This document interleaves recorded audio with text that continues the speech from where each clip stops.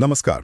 आज हम इतिहास के एक ऐसे नाम पर बात करने वाले हैं जिनका काम आज भी हमारी जिंदगी का एक अहम हिस्सा है। मोहम्मद इब्न मूसा अल ख्वारिज़मी। हाँ बिल्कुल। और हमारे पास कुछ सोर्सेज हैं, जैसे एक छोटी रील स्क्रिप्ट, कुछ कैप्शंस।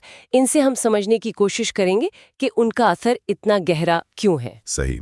तो मकसद यही है कि इन स्रोतों से देखें कि अल ख्वारिज़मी का योगदान क्या था और वो आज भी इतने रेलेवेंट क्यों हैं। और ये सिर्फ मतलब लिस्ट बनाने वाली बात नहीं है। ये देखना दिलचस्प है कि 9वीं सदी में बगदाद में बैठे एक विद्वान ने जो किया वो आज तक कैसे गूंज रहा है। हाँ, वो दौर जिसे अक्सर कहते हैं इल्म का चिराग रोशन होने का वक्त। बिल्कुल, ज्ञान का एक तरह से पुनर्जागरण। तो चलिए सबसे जानी मानी चीज से शुरू करते हैं।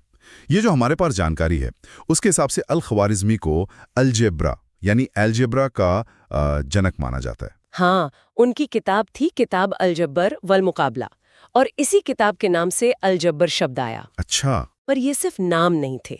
अलजबरा का मतलब था जैसे समीकरण से नेगेटिव टर्म हटाना, और अल मुकाबला मतलब बैलेंस करना, एक जैसे टर्म्स को। ओह अच्छा, तो ये सिर्फ एक्स का मान निकालना नहीं था, ये एक पूरा सिस्टम था, एक तरीका। बिल्कुल, एक सिस्टमैटिक तरीका, समस्याओं को हल करने का एक व्यवस्थित नजरिया देना था उन्हें। जैसे वो स्कूल वाला समीकरण है ना, x² + 2x = 3, जो विजुअल में भी दिखता है, मतलब उसको हल करने का एक स्टैंडर्ड तरीका। हाँ, और हम स्कूल में जब इससे जूझते हैं सोचते भी नहीं है कि ये 9वीं सदी से चला आ रहा है। सही कहा।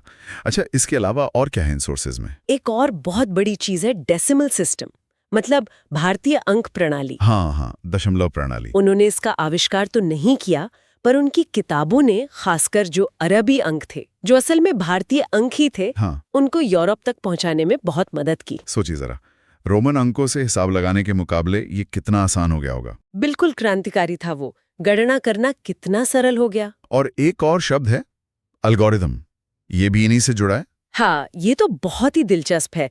ये शब्द उनके नाम अल ख्वारिज़मी के लैटिन रूप अलगोरिथमी से ही बना है। कमाल है, मतलब उनके नाम पर ही पूरा कॉन्सेप्ट। हाँ, और ये सिर्फ नाम की बात नहीं है।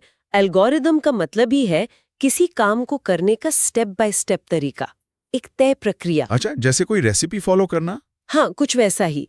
अल ख्वारिज़मी ने गणित की प्रॉब्लम सॉल्व करने के लिए ऐसे ही साफ स्पष्ट स्टेप्स बताए। और आज तो हर चीज एल्गोरिदम पर है, कंप्यूटर, फोन, एप्स। बिल्कुल, कंप्यूटर साइंस की तो ये बुनियाद है।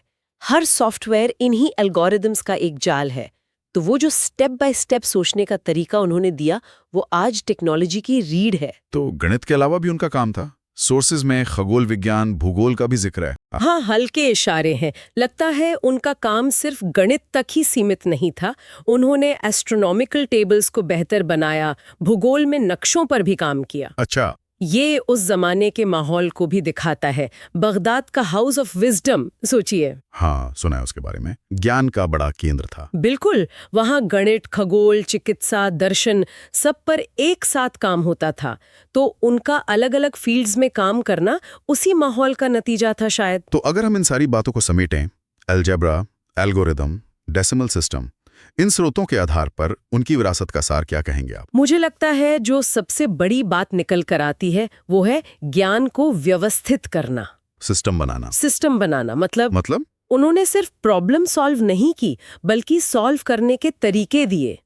ऐसे तरीके जो दूसरे सीख सकें, इस्तेमाल कर सकें, आगे बढ़ा सकें। अच्छा। दोहराया जा सकने वाला तरीका। हाँ, अलजेब्रा के नियम हो, या कैलकुलेशन का प्रोसेस हो, या एस्ट्रोनॉमी के डेटा को ऑर्गेनाइज करना हो, सब में एक सिस्टम दिखता है, एक स्पष्ट तरीका। शायद यही उनकी सबसे बड़ी देन है। ये वाकई सोचने वाली बात है कि कैसे एक व्यक्ति का काम सदियों बाद भी हमारी सोच, हमारी तकनीक का हिस्सा बना हुआ है। बिल्कुल, उनका इल्म, उनका ज्ञान सही मायने में आज भी जिंदा है, हमारी टेक्नोलॉजी में, हमारी गणनाओं में। और ये हमें एक सवाल पर भी छोड़ जाता है ना? हाँ। कि इतिहास में ऐसे और कितने गुमनाम हीरो होंगे, हाँ, जिनके काम ने हमारी दुनिया को बनाया, पर हम उनके बारे में शायद जानते ही नहीं।